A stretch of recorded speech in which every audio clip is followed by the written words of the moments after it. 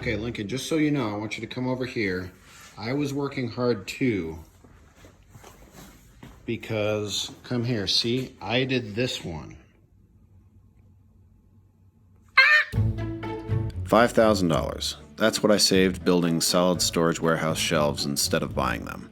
Also, purchased shelves wouldn't have fit the space as well, so they couldn't have fit like the built option to maximize the expensive storage space. Shelves are tricky, and I thought about my design quite a bit.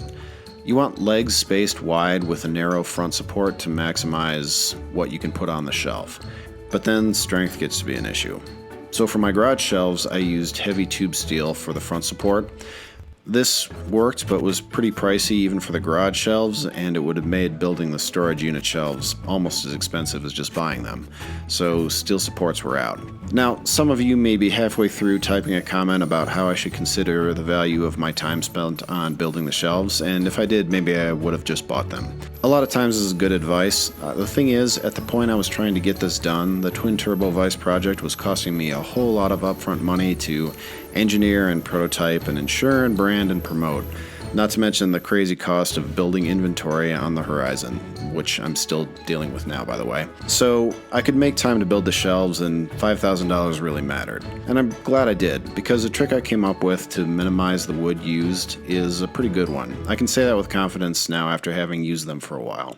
An all-thread tensioning rod supports the center with a slight upward bend, and it takes about 200 pounds in the front center just to bend it straight. If you load the shelf up even more than that, it will bend down a little bit. I've done this, but the all-thread bends it back once the weight's off, so it's not a permanent bend like you get even with strong wood shelves. So I'm selling the design. For $10, you get a SketchUp model and PDF plans. The link is in the expected place. In addition to a design for the exact shelves that I built, I also worked up a design to reduce wood while leaving strength about the same.